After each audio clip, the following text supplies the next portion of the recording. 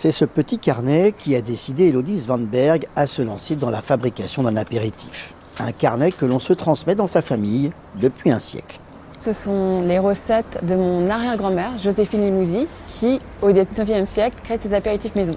Donc elle les crée avec de l'alcool, mais surtout avec des plantes et des épices. Et elle les vendait avec mon autre arrière-grand-mère, Catherine, qui avait la première épicerie fine à Perpignan. Ces recettes, Élodie a souhaité les adapter pour des boissons sans alcool. Après des tests plutôt ratés, effectués seule dans sa cuisine, elle a fait appel à des professionnels. Ils ont modifié quelques ingrédients et ont su se montrer créatifs.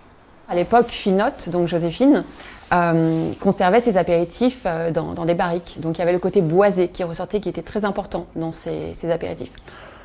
Avec le sans-alcool, de notre côté, on est obligé de pasteuriser. On ne pouvait pas avoir ce vieillissement. Donc nous avons créé des infusions d'écorce de bois de chêne que nous avons réintégrées à l'apéritif, aux boissons, pour retrouver toutes ces notes gustatives qu'on avait dans ces apéritifs.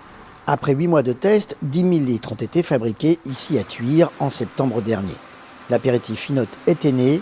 Finotte, c'est le surnom de l'arrière-grand-mère. Bonjour. Le jour de notre tournage, Élodie Svanberg recevait des clients potentiels, un couple de cavistes de Castelnaudary.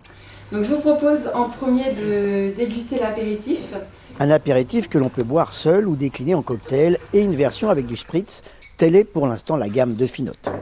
Les cavistes de Castelnaudary, qui recherchaient à étoffer leur offre de boissons sans alcool pour un public de plus en plus nombreux et exigeant, ont eu l'air séduits. J'ai bien aimé aussi les notes un peu boisées, les notes caramel. Voilà, on est vraiment sur quelque chose d'assez complexe. C'est une augmentation régulière tous les ans. Il y a de plus en plus de gens qui cherchent à boire, à ne pas se contenter que des jus de fruits et des sodas. À peine lancée, la marque Finotte trouve un public. Une nouvelle production sera faite en mars pour peut-être de premières ventes à l'exportation.